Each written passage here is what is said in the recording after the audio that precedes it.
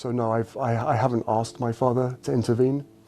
The whole point of a risk management board, what I know throughout this legal process, is the interference that was created came from the royal household. The royal family usually avoids surprises, but not this time.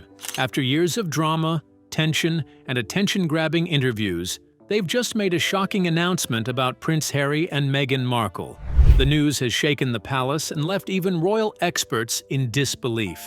What used to be whispered behind closed doors is now making headlines. So, is this a sign of peace, a final break, or something even more unexpected? Join us as we unravel the shocking announcement about Prince Harry and Meghan by the royal family. Royal title tussle. In the world of royalty, titles are not just fancy names or ceremonial honors. They carry real meaning. They determine status. They often come with security, respect, and a place in the royal structure. In short, titles separate those born into the system from those left outside it. So when King Charles announced that Harry and Meghan's children, Archie and Lilibet, would not be receiving royal titles, many saw it as much more than a formal decision. It felt cold. The announcement sent shockwaves through Buckingham Palace, stirring up tension and raising eyebrows across the country. But now, a hidden reason behind the king's decision has come to light. According to newly uncovered documents, Archie and Lilibet were reportedly born through surrogacy, something Harry and Meghan allegedly never shared with the rest of the royal family. This revelation wasn't just personal. It clashed directly with one of the monarchy's oldest and most sacred traditions: transparency and clarity about royal births. For centuries, royal babies have been born under public scrutiny, with every detail carefully recorded and announced to the nation. So when King Charles learned the truth, not through family discussions, but through private files and secret communications, he felt deeply betrayed. To him, it wasn't just about how the children were born. It was about trust. If such a crucial detail had been kept hidden, what else had been concealed? Even more troubling was the question of whether Archie and Lilibet were ever eligible for royal titles under the traditional rules of succession. The idea that the line of royal blood might be blurred or unclear deeply disturbed the king and his senior advisors. The media jumped on the story with full force. Headlines blazed across the world, and debates erupted about what this meant for the future of the monarchy and for Harry and Meghan's public image. For years, the couple had carefully crafted a narrative of being modern royals who stepped away from the crown on their own terms. But now, that image was under threat. The secrecy surrounding their children's births was seen by some as not just unusual, but potentially deceptive. Inside the palace, emotions were running high. For a long time, whispers had circulated about how Archie and Lilibet had entered the world, but these were brushed off as idle gossip. Now, however, palace insiders were poring over documents, emails, and even coded messages that suggested the rumors might be true all along. King Charles, already dealing with the heavy responsibilities of being the new monarch, now faced one of the most difficult personal and public challenges of his reign. He called emergency meetings with top advisors, legal experts, and senior palace staff. Night after night, they gathered behind closed doors, trying to figure out how to respond to a situation unlike anything in modern royal history. The central question was clear. If the children were not born according to traditional royal expectations, could they still be considered official members of the royal family, with all the titles and privileges that come with it? For King Charles, the answer was no. Tradition has always been the backbone of the British monarchy. Every royal birth is expected to follow certain rules, from public announcements to proper medical records. When Prince William and Kate had their children, the entire country watched with excitement. But when Archie and Lilibet were born, things were very different. The details were vague, the ceremonies missing, and the feeling of royal continuity noticeably absent.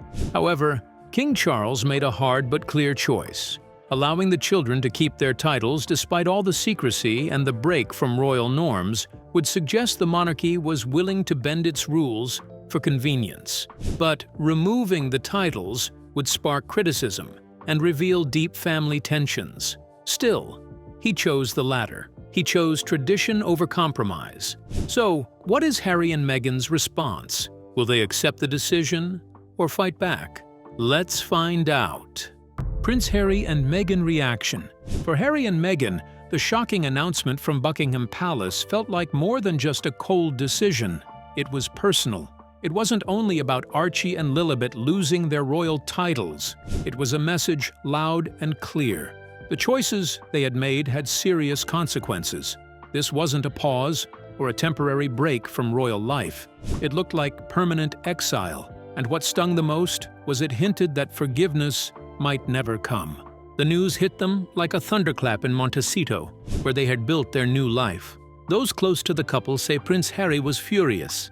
He had walked away from royal duties to create his own path, but this felt like a direct blow to his children and to himself.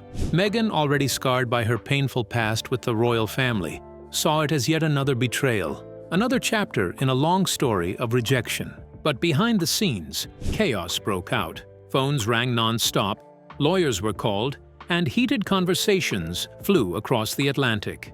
It was official. King Charles had removed the royal titles of Prince Archie and Princess Lilibet. No more His Royal Highness or Her Royal Highness. No more place near the top of the line to the throne.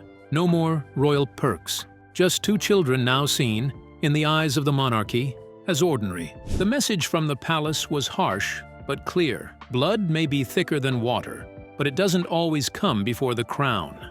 Some saw the king's move as necessary, a way to protect royal tradition. Others called it cruel, punishing innocent children for decisions they didn't make. The entire world watched in shock, and headlines exploded with theories, opinions, and speculation. One thing was undeniable. King Charles had drawn a line in the sand, and behind that decision was a scandal many had only whispered about. Archie and Lilibet, according to leaked documents, were born through surrogacy, and the royal family was never told. In the eyes of royal tradition, this was more than just a secret. It was a betrayal. The British monarchy doesn't just run on crowns and ceremonies, it runs on rules. Deep, complex, centuries-old rules that are about more than appearance. They define how power is passed down and who can wear the crown. For hundreds of years, royal births have been serious business. Every single one had to be witnessed by royal doctors and recorded properly, to prove the baby was really born of royal blood and to stop any doubts about their right to the throne. These rules date back to the 17th century, when there were real fears that babies could be swapped or faked.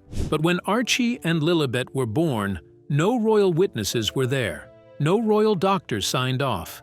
No official announcements were made in the usual way. Rumors swirled, but they were brushed aside. Until now. The truth was out, and it broke every rule the monarchy stands on. When King Charles asked his legal team to investigate, it wasn't just because he was angry. As the head of the monarchy, it was his responsibility. Royal laws, like the Act of Settlement of 1701 and the succession to the Crown Act of 2013, make it clear who is allowed to inherit the throne, and how someone is born matters a great deal. Surrogacy may be completely legal in places like the United States, but in royal circles, where lineage and legitimacy are everything, keeping such a secret is like breaking the foundation of the palace itself. The royal family must be able to prove without question who is truly of royal blood. Without official records, the line of succession is at risk. No legal documents about the surrogacy were ever given to the crown. No royal doctors. No official papers, no notification. This wasn't just an oversight, it was a serious break in royal protocol. If it had been ignored, it could have opened the door for future claims to the throne that were built on shaky ground. That's why King Charles had to act, not as a father or grandfather, but as the protector of an ancient institution, a monarch bound not just by family ties, but by duty to the crown and the nation. So how did Harry and Meghan get to this point? Let's take a closer look. The story of Harry and Meghan. The story of Prince Harry and Meghan Markle isn't just a romantic tale of love and rebellion. It's something much deeper. It's a powerful clash between ancient royal traditions and the changing values of the modern world.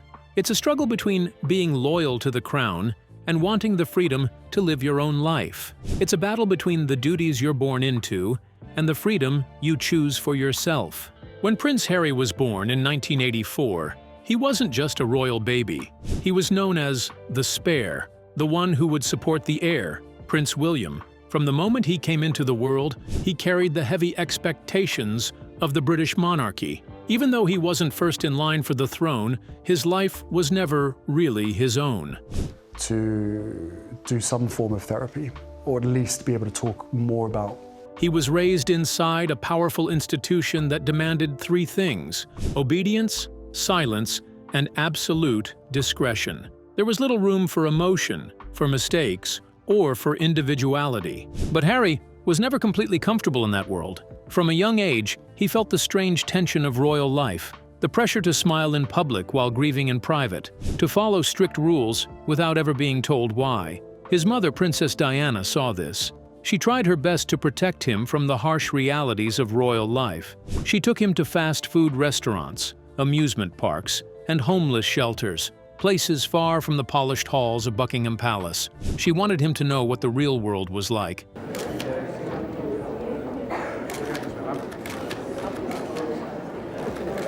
But when Diana died tragically in 1997, everything changed. The royal family's cold and distant response left Harry deeply wounded.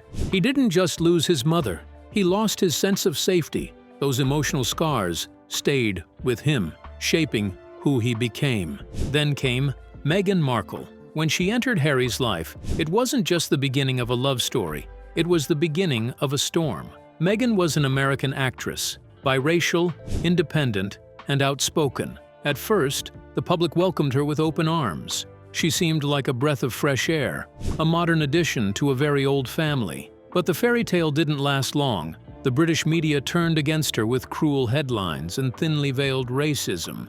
And the palace? They stayed silent. Meghan and Harry began to feel more and more alone. It happened a few weeks ago, earlier this month, here at our cottage. According to Harry, they felt unprotected and isolated. In 2020, they made a shocking decision. They would step back from their royal duties. For the world, it was dramatic and confusing. For them, it was the only way to survive. They wanted peace, freedom, and a life where they could raise their family away from the constant spotlight. But walking away from the monarchy isn't like quitting a regular job.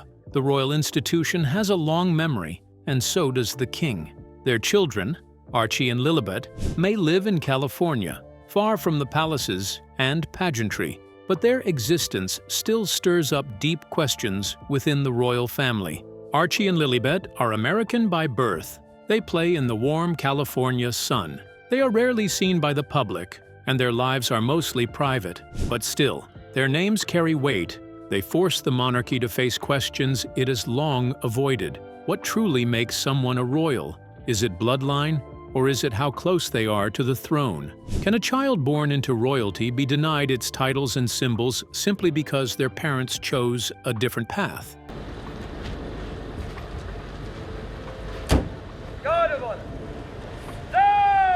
With King Charles's recent announcement, all confusion has vanished. His message is clear, cold, and final. Some royal watchers say this outcome was always going to happen. Since Prince Harry and Meghan stepped back from royal duties, many felt their children's royal titles were no longer relevant. But others see something much deeper. Not just a decision, but the final act in a long, slow punishment. A quiet exile that's been unfolding over years, through carefully chosen words and deliberate silence. What makes this even more heartbreaking for many is the deeper message it sends. Some compare this moment to the 1936 abdication crisis, when King Edward VIII gave up the throne to marry the woman he loved. But this time, the consequences go far beyond one man. This time, an entire generation is affected. This time, the monarchy itself is being reshaped. By denying the children their titles, the monarchy did more than change their status. It made a statement about who belongs and who doesn't. It drew a sharp line in the royal sand. As always, the palace remains silent beyond its official message. No interviews, no clarifications, Just a few carefully crafted words, now echoing through centuries of tradition. But outside the palace gates, the silence is drowned out by noise. Reporters crowd Windsor and Buckingham Palace, cameras flashing, questions shouted into the wind. On social media, debates rage. In living rooms and cafes, people argue over the meaning of it all. And in California, behind the quiet gates of their Montecito home, Harry and Meghan are facing a new reality, a new chapter they didn't choose, but can no longer avoid. We may not hear their immediate response, but we will see it on their faces, at public events, in their next interview, in what they say or choose not to say. Every word, every pause, every glance will be dissected and judged. That's the cost of being royal, even when the crown says you're not anymore. And for King Charles, this moment is a huge gamble. He may believe he's protecting the monarchy, but in doing so, he may be tearing apart its most fragile and priceless thread, family. And now, the future hangs in the balance. On one side, two parents determined to shield their children. On the other, a king determined to protect the crown. What does it really mean to be called a royal descendant? Let's find out. Royal descendant.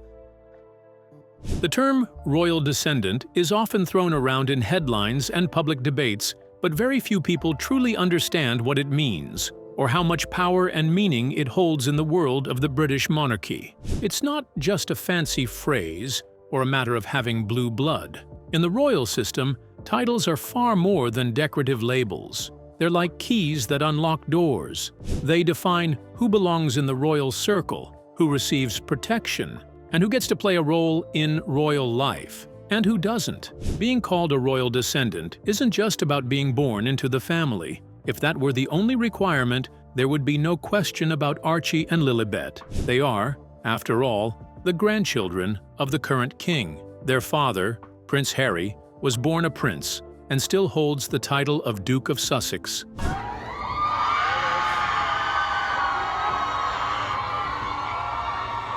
Their uncle, Prince William, is next in line to the throne, and yet somehow Archie and Lilibet stand outside the gates of royalty, looking in. So what makes someone a true royal in the eyes of the institution? To understand that, we have to look at the complex web that ties together bloodlines, legal rules, and centuries-old traditions. One of the most important of these rules is something called the letters patent, a kind of royal legal document issued by the monarch. The one that still shapes royal titles today was written back in 1917 by King George V.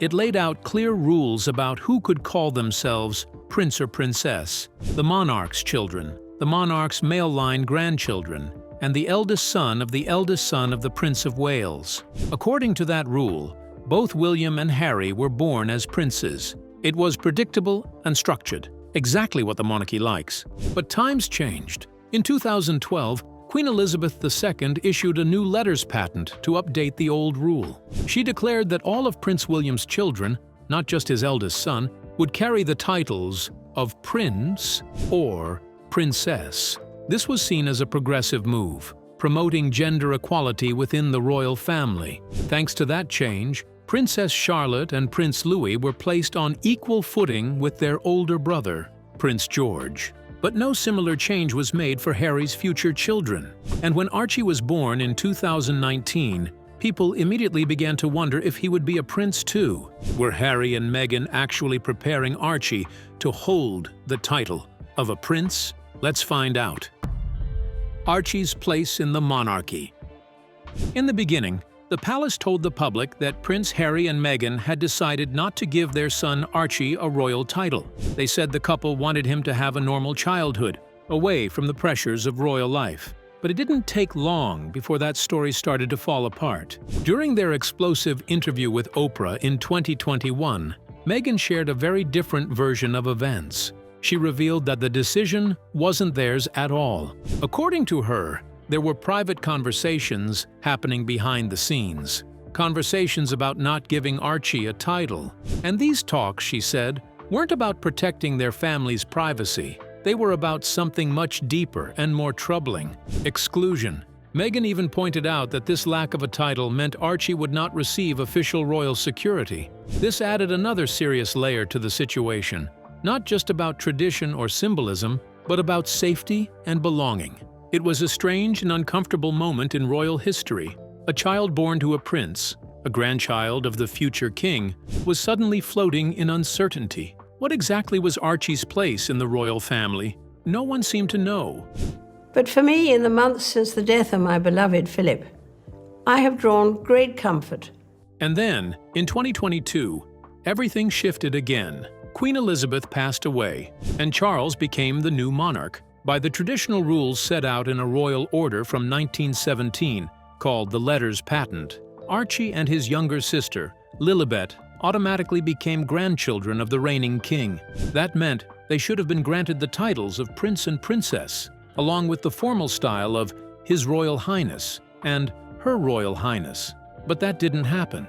Instead of making any announcements or issuing formal titles, Buckingham Palace went completely silent. No press release, no confirmation, no explanation. Months passed. The world waited. And still, Archie and Lilibet remained without titles. They lived quietly in California, far away from the royal spotlight, while the palace offered no sign that they were even being considered part of the inner royal circle. Then came the moment of clarity. King Charles made a decision, and it was final. Archie and Lilibet would not be recognized as official royal descendants. They would not receive titles, not now and not later. It wasn't just a quiet pause anymore, it was a permanent ruling. To some people, this might sound like a small or technical matter, but in the world of royalty, titles are everything. They aren't just fancy names or decorations. They determine someone's position, their responsibilities, their public role, and even their safety. Official royal titles come with protections, funding, and a place within the royal system. Without them, Archie and Lilibet are still technically in the royal bloodline, 6th and 7th in line to the throne. But in real life, they've been completely cut off. No royal duties, no special security, no role in future royal events. They don't even have the privacy protections that shield other titled royals from the media. Their photos can be used more freely, and their names can be splashed across headlines without restrictions. So this story isn't just about who gets called prince or princess. It's about drawing a line in the royal sand. It's a message from the crown. Archie and Lilibet may have royal blood, but they will not be treated as royals. For a monarchy that relies so heavily on image, tradition, and symbolism, that message couldn't be louder or more painful. But there's another side to this story. Royal titles don't just bring duties, they bring protection. They act like a shield. When you're officially part of the royal family, you're backed by a powerful institution that offers security, support, and a certain amount of privacy. Without titles, Archie and Lilibet are just ordinary citizens, but with extraordinary attention on them. The media still follows their lives. People still see them as royal, but they don't get the benefits that usually come with that status. They live in a strange middle ground. Not completely private, yet not officially royal. Always visible, but never fully protected. Always related to the crown, but never embraced by it. So, what are your thoughts on the shocking announcement about Prince Harry and Meghan by the royal family? We would love to hear your them in the comments section. Don't forget to like and subscribe.